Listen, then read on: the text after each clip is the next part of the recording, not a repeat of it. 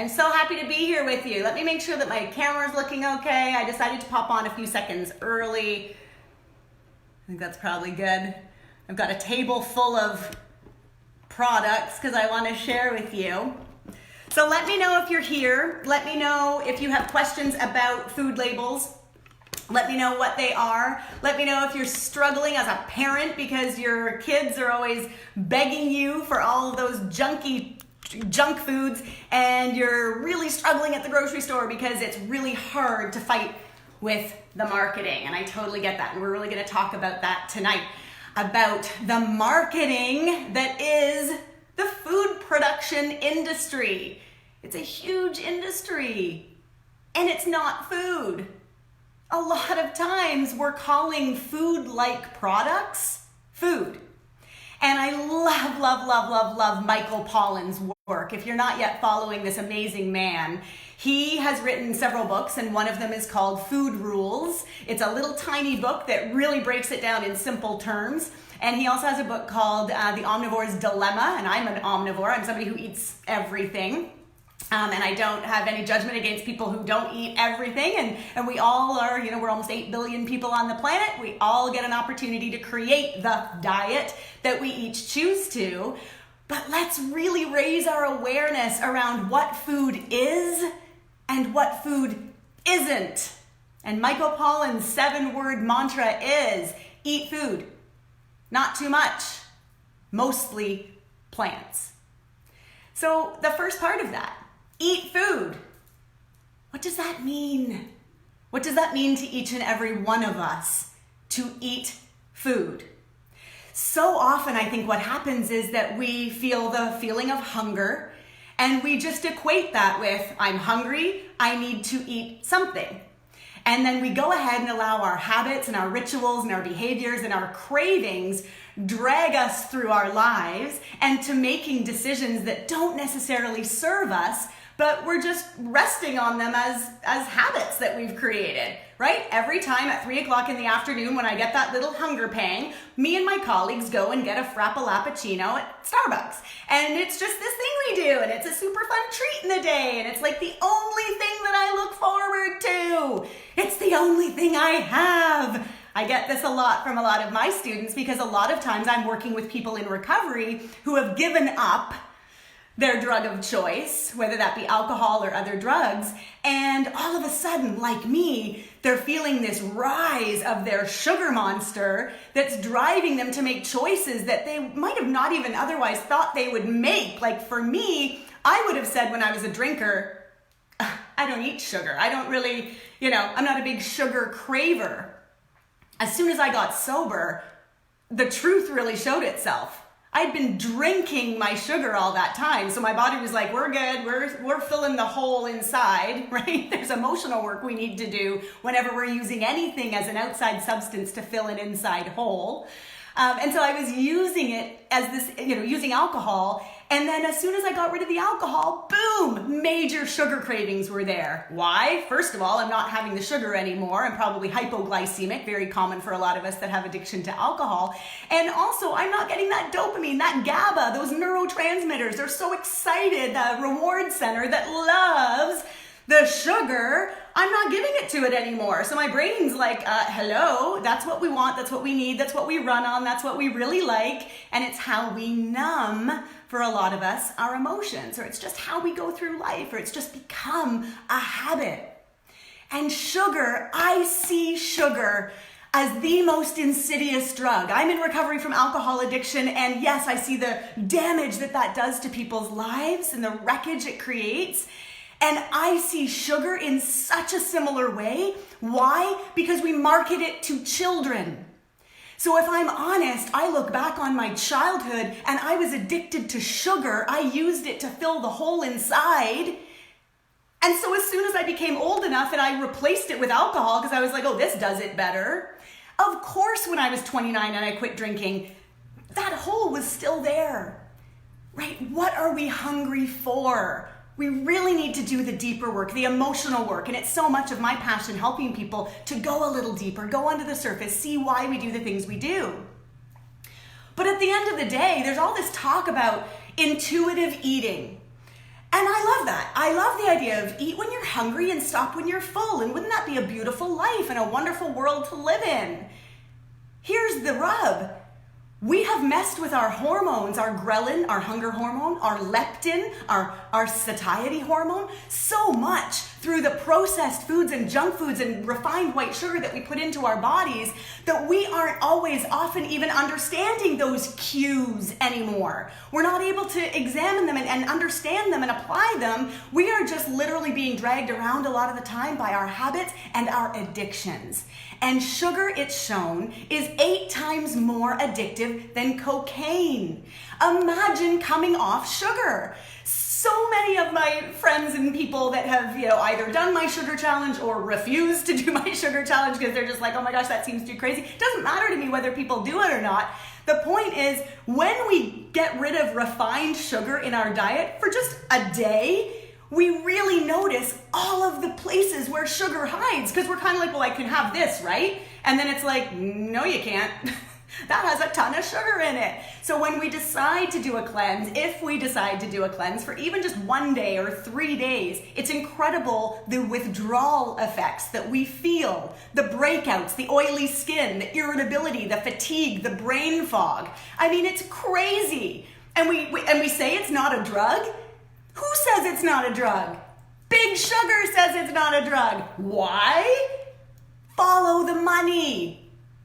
When I first got sober and started on this wellness journey that I've now been on for 18 years, I went to business school. And I was somebody who had been working in business for over a decade. And yet it opened my eyes truly to the way the world works. We studied marketing and finance and everything. And we started to really look at what is happening to make this machine of consumerism really run. And there's no doubt that we look at things like coffee with caffeine that's highly addictive, and the cigarette industry and producing that, and now vaping, and sugar, and all of these things are designed to addict us. Why? Because if we're addicted, we spend our money. We keep coming back over and over and over and over again. And what I really wanted to create in my life was so much more freedom and joy. I didn't want to be constantly white knuckling or constantly feeling like I was being dragged around by my cravings anymore. I was sick of it. And I wanted to get to the root. So when I share with you that we need to do the emotional work, yes, we do. But we also need to know what we're talking about. We need to know what we're dealing with. And so many of us don't understand the way food works. And it's not your fault. It's no one's fault. Why? Because no one's talking about it. No one teaches us this stuff in school. No one's explaining this to us. In our households, we've got busy parents running around trying to get everything done. I'm not a parent. You have the hardest job on earth. I bow down to you. You know how much I love parents. And of course, we're going to grab the thing that is easy sometimes. And also, we're going to also look for the products that we think are healthier choices for our kids until we start to look a little closer and say, whoa, I thought that was a healthy choice. I thought that me feeding this to my child was a decent option. And only when I became educated did I realize that it was actually really harming their health.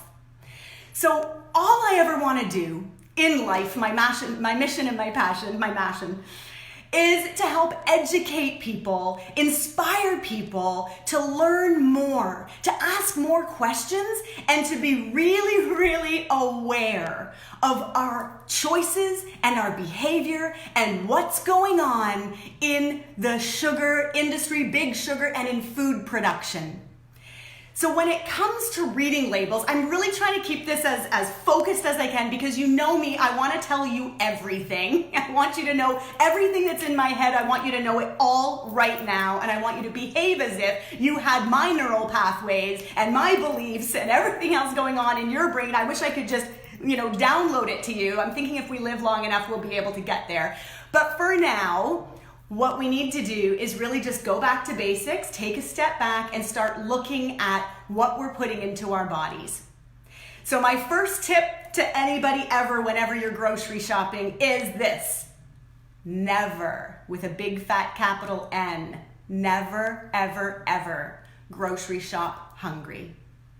always, always, always carry some kind of a snack, some baggie of nuts, an apple, a banana, I don't care. Some kind of real food would be great. Have something or have a meal and then go grocery shopping. So never go hungry because it'll drive you crazy. You will all of a sudden be craving all these things that you might not otherwise be craving. Because when we're full, those satiety hormones kick in and boom, okay, I feel better now. I'm not craving like crazy. I'm not going nuts. I've done another video on sugar, so if you want more in-depth about sugar, I want you to watch that because I'm feeling like I want to start teaching that, and I am going to stay focused. Grab a sip of water and let's get started. So food labels. So never, ever, ever go to the grocery store hungry, and as much as you possibly can, shop the perimeter. Everything on the perimeter of the grocery store tends to be real whole foods for the most part. Everything in the middle aisles, things that are in boxes, packages, containers, these really need to be red flags for you. Anything that is not real whole food, like when you pick it up and it's broccoli, there is no ingredients list. When you pick up the banana, no ingredients list. The sweet potato, you get the drift. Meats, fish, these kinds of things. You look at them and they are the ingredients list. Those are real whole foods. When we talk about, a lot of people are doing Whole30 or have done my program or are just talking about eating real whole foods. That's what we're talking about. Foods that are not processed or overly processed. Some people will say, well, what about spinach in a bag or in a box? Well, that's very minimally processed. So we're looking for minimally processed or not processed at all foods that then we can take home, and then we tend to have to do something with them before we eat them. An apple and a banana is a different story. We can just eat those, or we can turn them into other things. But we're looking for real whole food sources of nutrition. Why? Because we are a culture and a society of overfed. We're over 50% overweight and obese in North America as adults now. And so we're a culture of overfed and undernourished people. And so for a lot of us, if we can just start to nourish the body by bringing in more of what the body, the animal that we all get to live in, we have one from the time we're born to the time we're dead, so we may as well treat it as well as we possibly can. But from pulling those things in, if we say to ourselves, okay, all right, fine, I can get on board with this. I need to eat more real whole foods. Your body all of a sudden and brain are going to say, oh man, I'm feeling so much better. I'm so much better nourished now. Thank you so much. I'm not going to crave the chips and the crackers and the cookies and the junk right now because I'm super satisfied. You did your job, body owner. Right? We want to create this relationship between ourselves and our bodies. I teach this to my students a lot, and I'm going to share it with you. So it's this feeling of caretaking for something that really needs our care. It's that feeling of separating the body from us, from ourselves. It's sort of taking that bird's eye view and saying, okay, wait a minute. What does the body really need? Whether or not my brain's telling me that I want the chocolate and the cookies and the crackers and the muffin and the donut, what does my body need? What do I really need to give my body? And the body simply really knows how to run on real food. So just as a car runs on gasoline, diesel, or electricity, our bodies run on real whole food, period. So the more we can bring that into the body, the easier our lives will be. It seems too simple. And maybe it is, but I want you to try it. I want you to try bringing in more real whole foods, not thinking about cutting out all of your, treat foods that you love to have, your ice cream, your cookies, your cakes, your whatever. Table that for a minute, just bring in what you need and see how you feel. See if those decisions might change. So this video, by the way, is in response to my friend Karen asking me if I could please do this on food labeling and how to understand how to read labels and sugar and all that stuff. So Karen, this one's for you and for everybody else watching.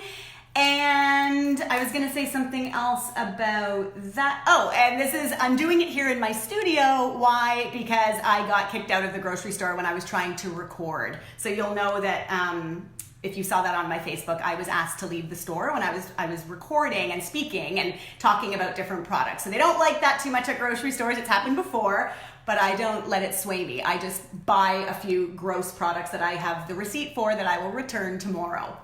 So let's start with something that, of course, we all know this is not a good choice. It's not like any of us are sitting here thinking that a bottle of Pepsi is a good idea.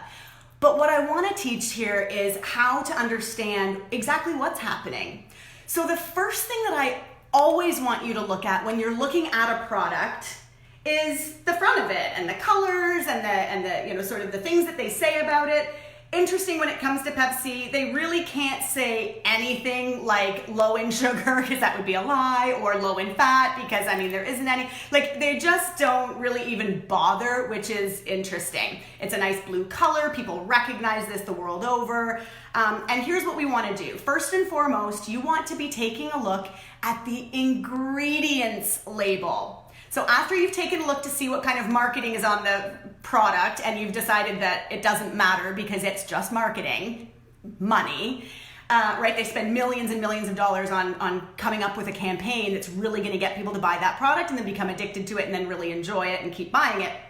You want to be looking at the ingredients label. So I'm going to wear my glasses for you. I'm so excited about my new glasses.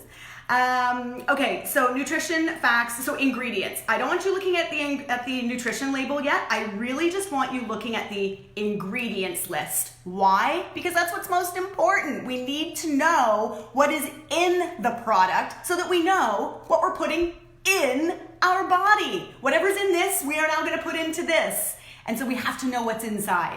First ingredient, of course, what do you think? It's carbonated water. We can ignore that. It's not like it's a good source of water, because the next ingredient is glucose-fructose. And just so you know, that is code for high fructose corn syrup. And high fructose corn syrup is really what we want to be staying away from. Why? Because fructose, unlike other forms of sugar, fructose is only metabolized by the liver. So it immediately goes to the liver. It's at the root of non-alcoholic fatty liver disease, and it's the reason why we're dealing with such an obesity epidemic. High fructose corn syrup, we want to keep it out of our diet. If pop is, or soda, whatever you call it, is your Achilles heel, this is the thing that you love. If you swapped your pop addiction, your soda addiction, if you swapped it for even carbonated water, I'm not going to get into that it's more acidic than still water, or anything to do with that. For me, what I'm most excited about is if people buy a soda stream or buy sparkling water and squeeze some fresh lemon or lime or whatever you want, some real fruit, pineapple, mango, make it tasty, swap this for that, and you're going to be doing a huge, amazing thing for your body. So first thing you're looking at when it comes to the food label is the ingredients list. You want to know what's in the product to decide if you're going to put it into your body. And secondly, you're looking at the serving size. Why? Because often, again, marketing, they are going to lie to us or dupe us by making the serving size so small that, there are this is the 591, size is what they're touting here as a serving size. So that's good.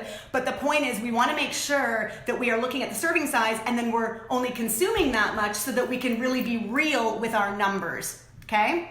So this now, we're going to flip to the nutrition information. Okay, so we've looked at the ingredients. We can see that we're going to be putting into our body carbonated water, glucose-fructose, which is code for high fructose corn syrup. Then it says and/or sugar, caramel color, and then a bunch of chemicals, right? So then we just know this has no nutritional value. There's nothing in here that my body needs. Let's look at the nutrition facts. Everything's pretty much 0, like it's just, it is what it is. Then it comes to like calories, 260 calories, crazy. Sugar, I don't count calories and don't care. Here's what I want you to focus on the nutrition label. The serving size and then the grams of sugar. And on this, 69 grams of sugar. 69 grams, can you see that? I don't think you can see it, but it's making me crazy. 69 grams of sugar. Okay, so 69 grams of sugar. How much is that? We don't see a percentage associated with it. Our daily value, it's blank. Why? Big sugar. They spent a lot of money making that value non-existent. And that pisses me off. That makes me crazy. Because this is why we don't realize that this is 17¼ teaspoons of sugar in this. And our kids drink these every day. 17¼ teaspoons. Almost double a man's daily value of added sugar. It's crazy. Now, we're talking added sugar. What is the difference between added sugar and naturally occurring sugar? But first, I said 17¼ teaspoons. When it comes to kids, the guidelines are 4 to 6 teaspoons max for children of added sugar. How do we know if it's added? If it's in the ingredients. If you have a container of unsweetened applesauce, ingredients, apples, that is not factoring in to our added sugar teaspoon allotment per day. So for kids, added sugar, added 4 to 6 teaspoons. I'd like to see 4. I'd like to see none before the age of 2, and that's what the guidelines share as well. And then women, 6 teaspoons maximum per day. Men, 9 teaspoons maximum per day. So again, this is almost double a man's daily maximum of added sugar. So added sugar, when you see it in the ingredients list listed as one of the over 60 names, so again, you got to become a detective. No one's teaching you this stuff, sorry, so you got to listen to me. Or you got to find it from someone else. That's the deal. They are trying to hide it from us so well that they now call sugar under 61 different names. It's crazy. If you see something in the ingredients list that ends in OSE, ose, lactose, fructose, glucose, maltose, dextrose, it's sugar. If you see syrup, assume it's sugar. Caramel, assume it's sugar. Malt, assume it's sugar, right? So we have to become detectives. I did a blog post, type in hidden names for sugar on my blog, and you'll come up with the list of 56 hidden names for sugar that's now grown to, some are saying there are over 70 names now for sugar. It's crazy. It's crazy, it makes all of us crazy, and really all you need to keep remembering to keep it simple, my mission and passion is to help people to uncomplicate their relationship with food, is to shop the perimeter of the grocery store, bring in real whole food ingredients. And I realize this means a lot more cooking and a lot more preparing, yes. If we really want to stay away from some of this added sugar that is not adding to the joyfulness of our lives, it often does the exact opposite of what we want it to do. Coca-Cola spends millions of dollars on promoting the lifestyle that you're gonna have of running on the beach playing volleyball with all your hot friends if you just keep drinking this highly addictive, highly sugary beverage, not this one, its competitor, but right, like it sells us on the lifestyle that's a big fat lie. It's the complete opposite is true. What do we do when it comes to, okay, fine, Sarah, but I can't prepare everything. Like I gotta make some choices and some adjustments here. So what can I do? I'm gonna buy something healthy for my kids to enjoy. So I know these have become really popular. Oh, it's gonna be backwards. It's the Made Good brand. Made Good. Just even the name, right? Makes me feel super healthy. Chocolate chip granola bars. Free from nuts and safe for schools. Ooh, 2 big benefits. Organic, I've heard that's really healthy. Nutrients from vegetables? What? This must be a super healthy product for my kid. This is gonna be something that I'm gonna send my kid to school with. Let's take a closer look. What do we do first? We've read the marketing. Oh, and I didn't even get to this side, which is also marketing. Over here, what do they tell us? Remember, this is just a big commercial. All of this, a big fat commercial to make you buy it. So don't think they're doing you any favors by telling you it's free from nuts and safe for schools. Like, that's like the best thing that they can tell you about this product other than organic and nutrients from vegetables. Okay, great. Now it's gonna tell us over here, back on with my glasses, made in a dedicated peanut and tree nut free facility. Okay, great. That's important for parents sending your kids with stuff to school. I get it. Contains nutrients from vegetables. You want to be really, really questioning that claim. Since when was a vegetable able to sit in a box indefinitely on a shelf without rotting ever in your life? We want to believe this stuff because it makes our life easier. Because it makes us be able to say that we've given our kids or ourselves a healthier choice, and we feel better about that. But I really even feel like there's some cognitive dissonance there. I really feel that we're all, as adults, kind of like, you know, that just doesn't, it seems a little too good to be true. Like, I just don't know that I can buy it because it doesn't taste like it's healthy. Like, it tastes really sweet and it's got all these chocolate chips all over it. And I'm kind of like, is it healthy? So we gotta be detectives in our own lives. Okay, what else does it say? It says Canada Organic. Great, so it's an organic product. Doesn't mean it's healthy. Organic is not code for healthy. Gluten-free is not code for healthy, right? Lots of gluten-free products out there that we don't need in our bodies. Of course, certified gluten-free, made with whole grains, a source of fiber and vitamin B6, certified vegan, and it's kosher. Dedicated facility, free from the following allergens: peanuts, tree nuts, wheat and gluten, soy, dairy, eggs, sesame, fish, and shellfish. So I get it, especially for parents who have kids with allergies. It feels like this would be the right choice. Let's dig a little deeper. Instead of looking at the nutrition even first, we're gonna go right to the ingredients label. Why? Because we need to know what we're bringing into this body of ours, this precious body. And let's be mindful. This is a serving size of 1 bar. These bars are tiny. I have a funny feeling a lot of people eat 2, maybe 3 of them, so be mindful of the serving size. Kids are probably sticking at 1, but ingredients: pure gluten-free oats. Okay. Second ingredient, agave nectar. Now, here's the thing with agave. It was touted as the darling of the sweetener industry several years ago. This incredible sweetener that didn't spike blood sugar. What? Holy grail, this amazing magical sweetener that we can all just like pour on everything and bake with and cook with and substitute everything for. Agave is not the darling of the sweetener industry. I want you to hear this. I don't want you buying agave nectar ever again. Why? It is 90% fructose. What's wrong with that? Fructose, as we talked about in high fructose corn syrup, goes straight to the liver to become metabolized. You might now say, but fructose is in fruit. Yes, it is.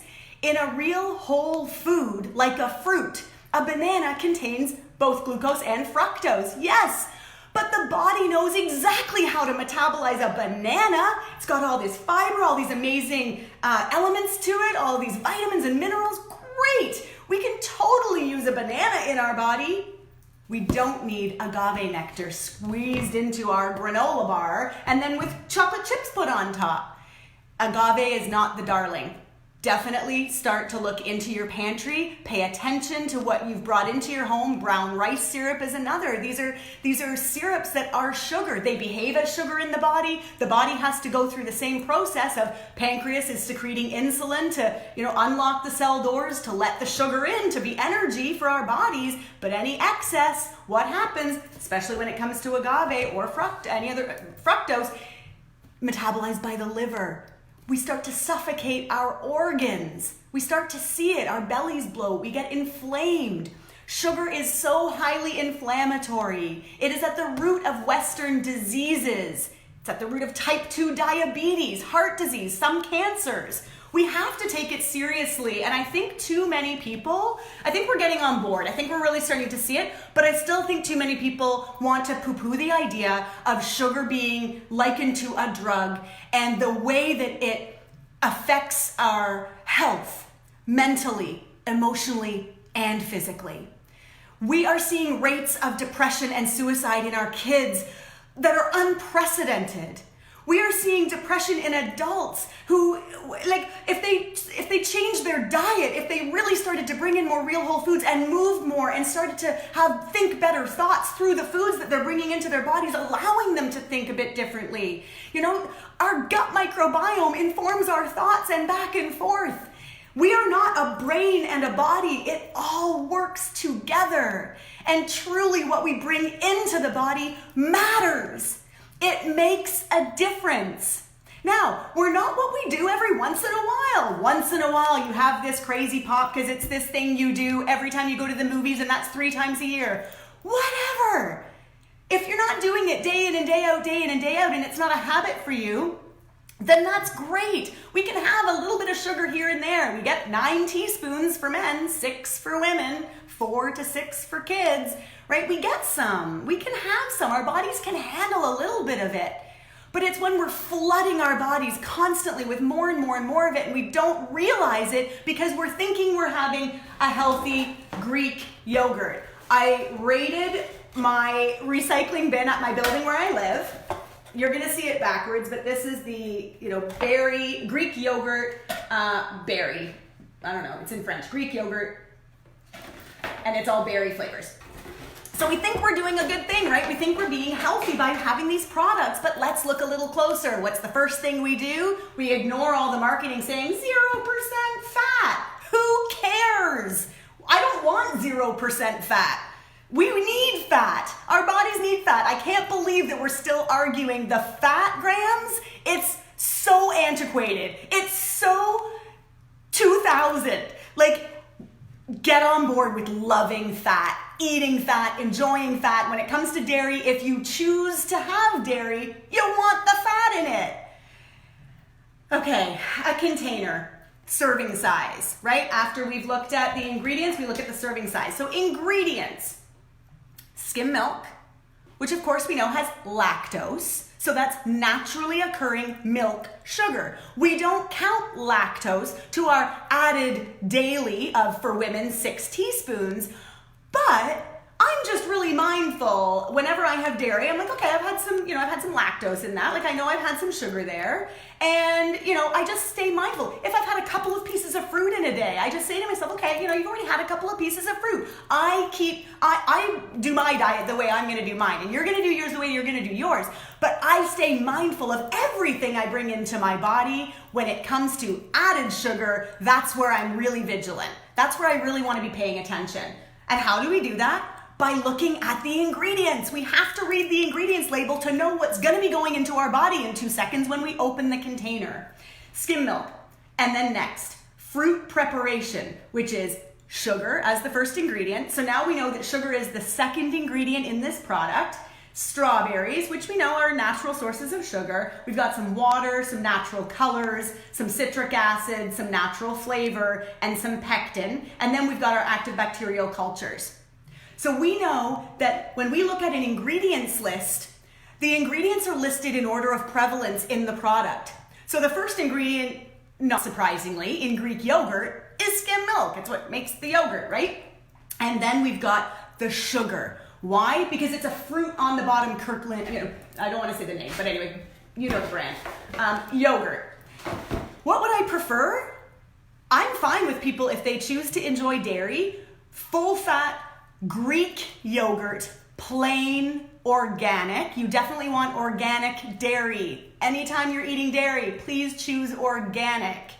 And I want it plain, plain, plain. Why? Because then you can go ahead and if you want to make it into strawberry, you can throw some frozen or fresh strawberries in a pot on the stove, let them sweat down, add a drizzle of fresh lemon juice if you like.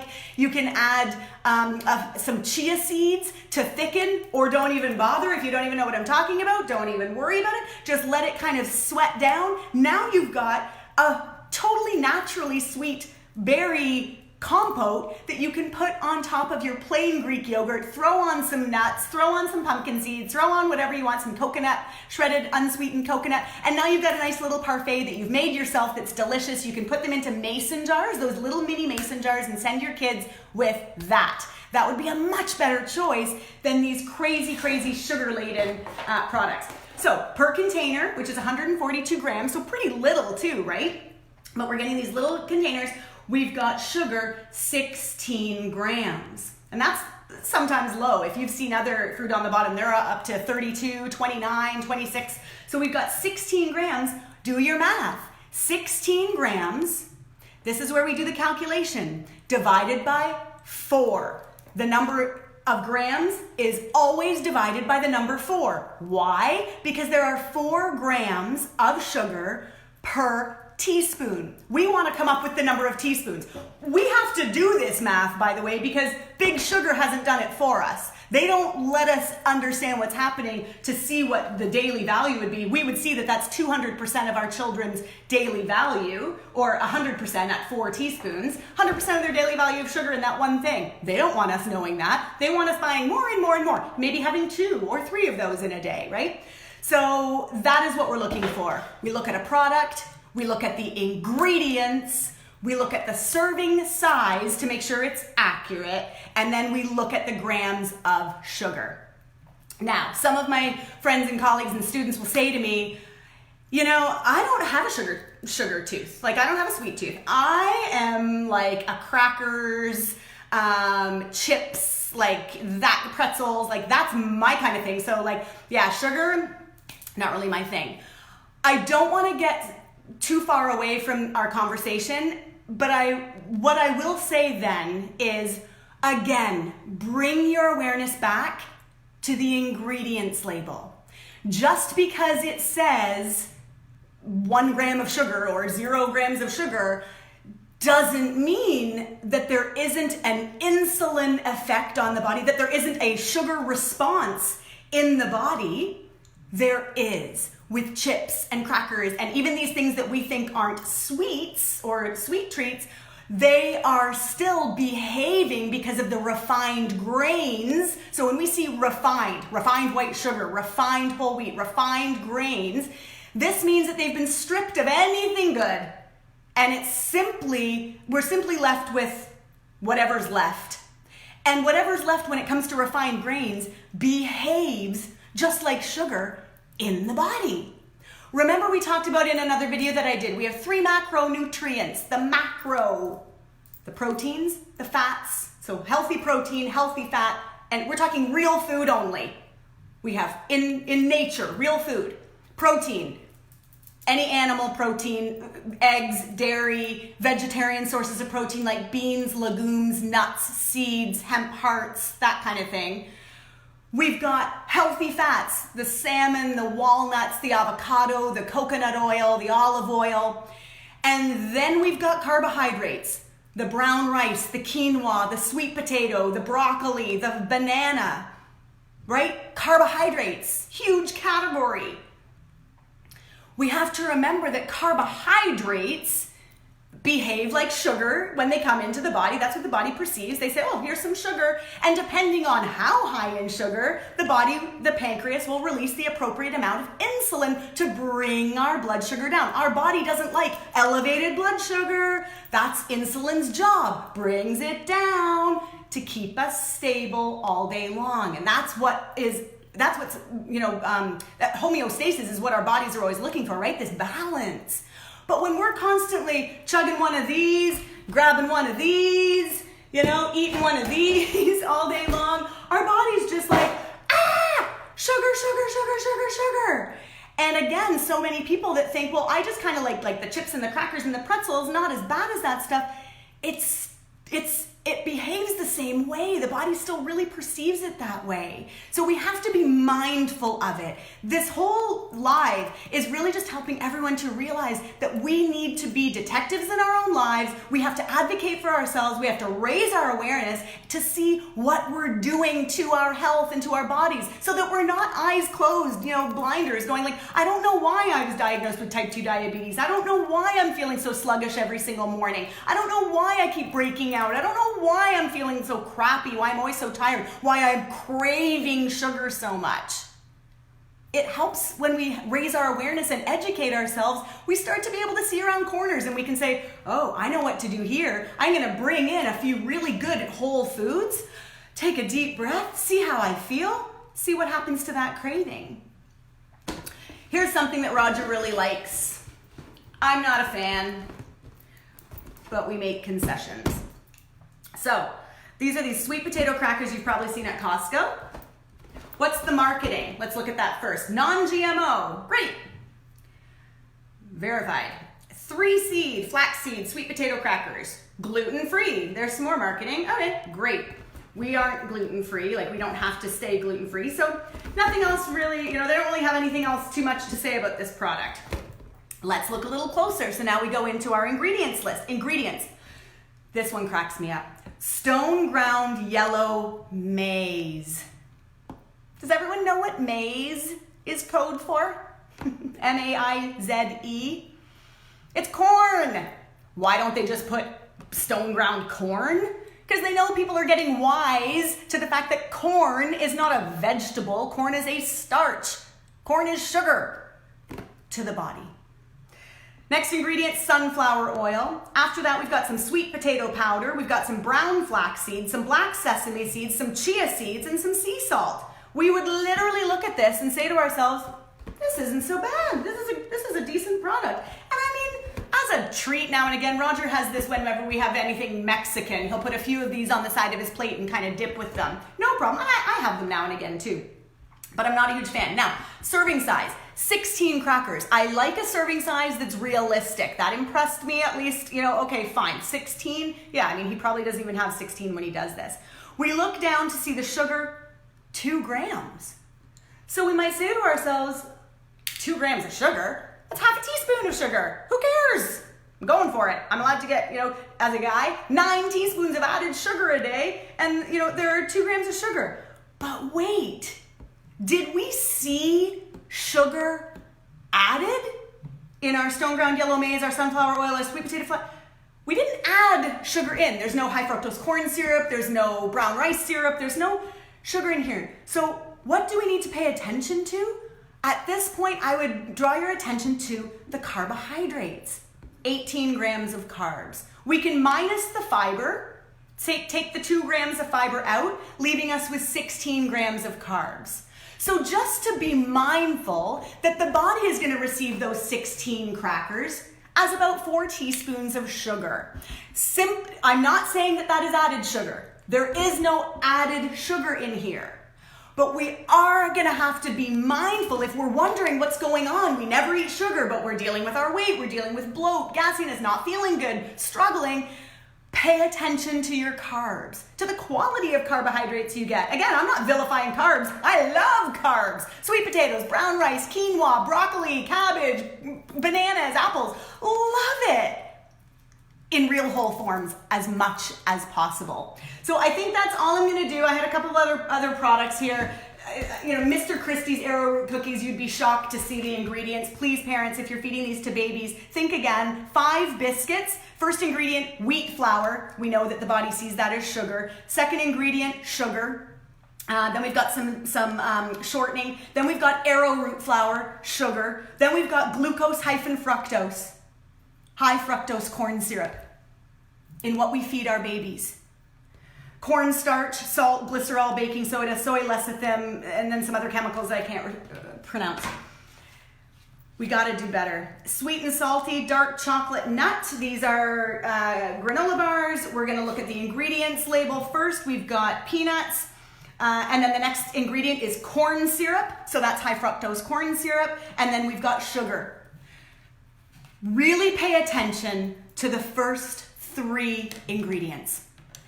really be hyper aware that if it is in one of the first 3 ingredients that you're seeing a refined flour or you're seeing sugar of whatever derivative name that they've given it,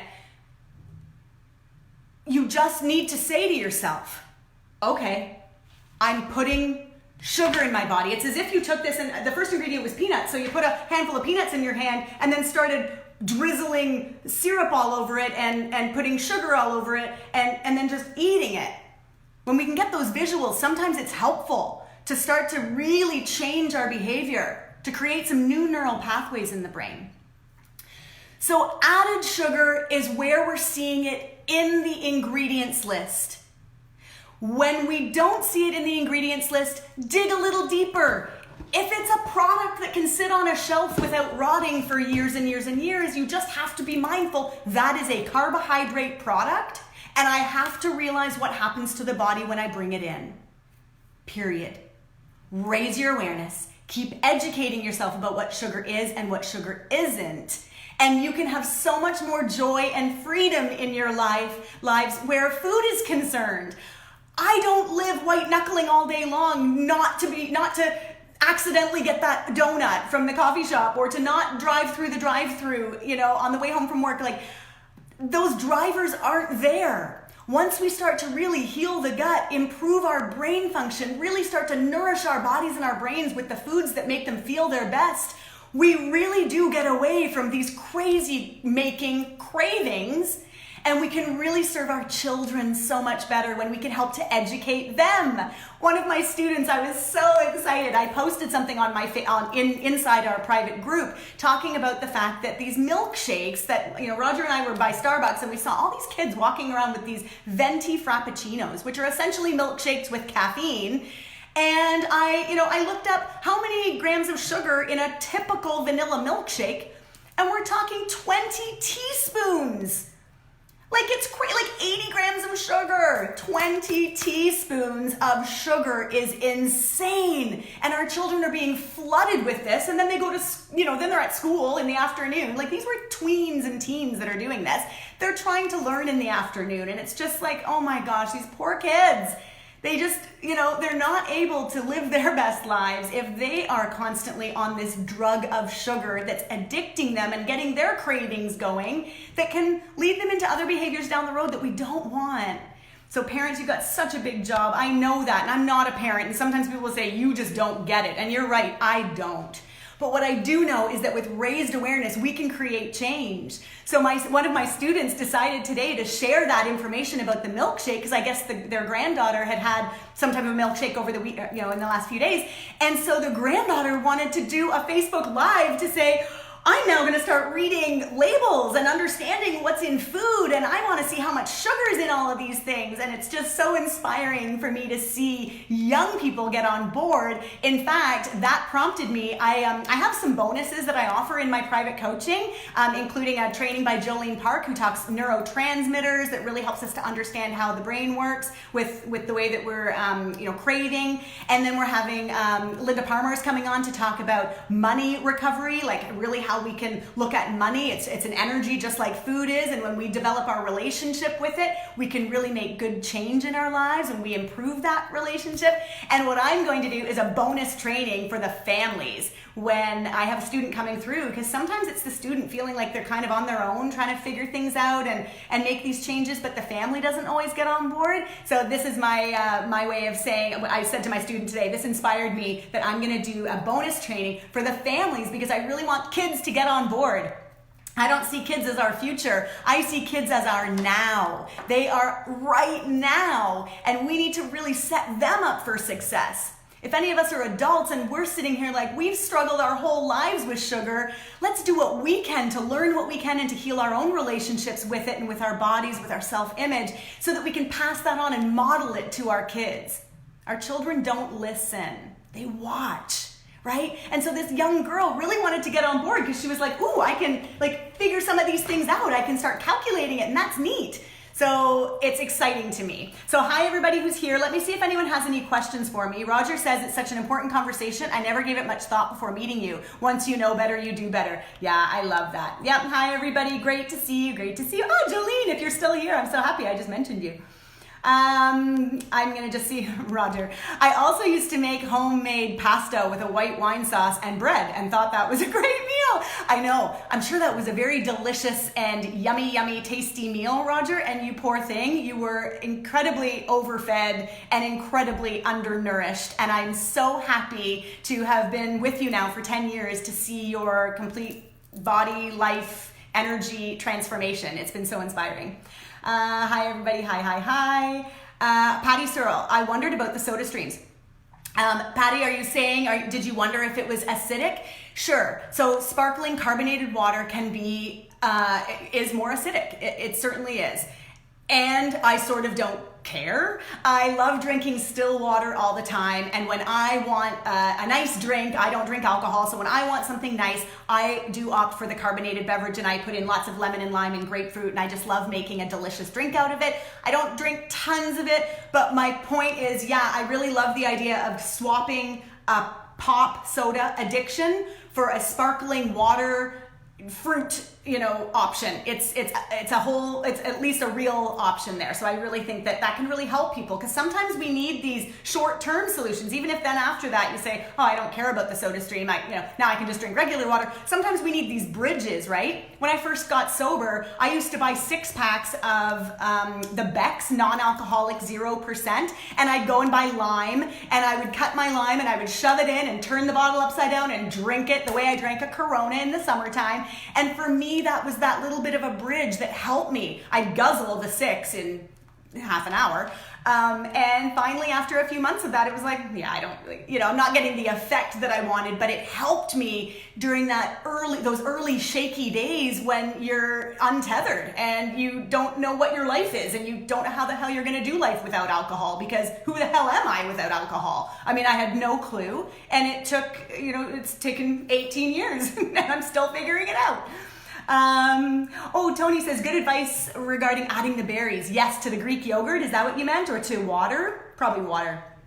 Jennifer, stay away from box products altogether. Shop more fresh whole foods. I couldn't agree more. And the problem is, though, Jennifer, that, with parents and with busy schedules and people, we do use convenience foods from time to time.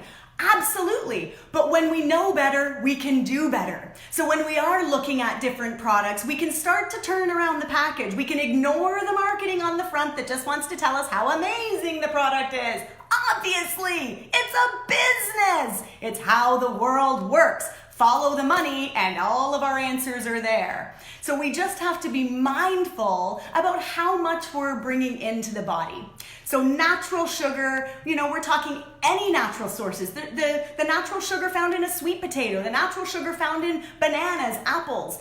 We need to be mindful of how much natural sugar we're bringing in if we're wanting to raise our awareness, yes. But when it comes in whole food form, that apple is packaged so perfectly by Mother Nature that we can stop going crazy with the counting and the portion sizing and the worry. It so much becomes easier. So I totally agree with you, Jennifer Ann. The more we can bring in real whole foods, the less of this crazy making stuff happens. Now, Roger didn't bring me, Roger, if you're watching this, we bought, and I will be returning tomorrow with this Pepsi, a package of those mini eggs, those little eggies, because I'm seeing those now because it's getting towards Easter. And I just wanted to flip it over to look at the back of that package because, most people buy the bigger bags if they really like mini eggs, and it's really hard to stop at the serving size that yields however few grams of sugar. Roger's going to bring this into me, I'm hoping. So it's just all about raising awareness to see what is going into our bodies. We have to be our own health advocates, right? Hi, everybody. That's a powerful visual, says Tony. Good. I'm so glad this served. I don't know if Roger's hearing me. He's probably not on anymore. So that's okay if you're all gone. But being mindful, I just wanted to make that point really clear because I think a lot of people struggle with when they flip over the package and they see sugar. The problem right now with labeling is we don't have it separated, naturally occurring sources of sugar versus added sugar. Where this is a big problem is in fruit juice. even if it's touted 100% pure fruit juice, I will say that there is never, ever, ever, ever a need to drink juice. We were never supposed to have the amount of juice that's in a bottle. We were meant to have the amount of orange juice that's in an orange, that's perfectly packaged with its fiber, not the juice of 10 to 12 oranges without the fiber, right? No pulp, in this bottle that we just guzzle down. Again, it's fructose, it's fruit sugar. It goes right to the liver. If you're feeding juice to your children, that's something that I would highly recommend. If you're feeding soda to your children, if you're feeding juice to your children, you're gonna notice there are more teaspoons of sugar in fruit juice than in the pop in a lot of cases. Really scary. So we just want to be mindful. How do you get mindful? You read the ingredients. If you're holding a banana, you just get to eat it. That's the blessing of this lifestyle, is that you just get to eat the banana. If you are looking at a package, right now, you're just going to see that line in the nutrition label for sugar, and you're not going to know if any of that comes from natural sources or added sources unless you read the ingredients label. Now, in most products, like a boxed product, it's going to be an added sugar. It's something that they've added in. But there was something out there that it was beet chips, and they're dehydrated. There's no oil. And it's like, that would seem like a decent choice. And I mean, it's no big deal, right? Like, it's no big deal if we choose to make these choices now and again, whatever, but eyes wide open. We're seeing these chips, but then we're wondering, well, we're eating more than the serving size and we're not feeling great after, and we see 16 grams of sugar per however many in the serving size. And we say, yeah, but there's no added sugar here. The only ingredient is beetroot. So that's all that's in it, which I'm cool with. I'm happy with a one ingredient product, definitely.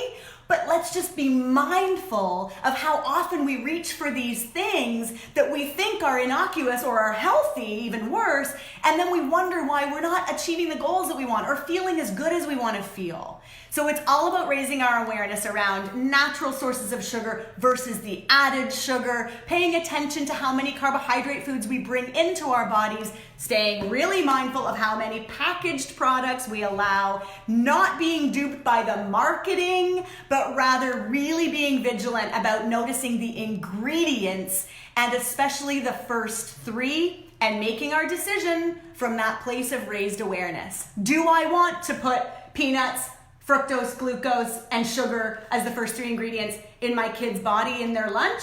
Or do I want to maybe instead make something that's made from real whole food sources that's gonna serve them a lot better? And one last point to make is, just because it's maple syrup or honey or coconut palm sugar, my three favorite natural sweeteners, does not mean healthy, right?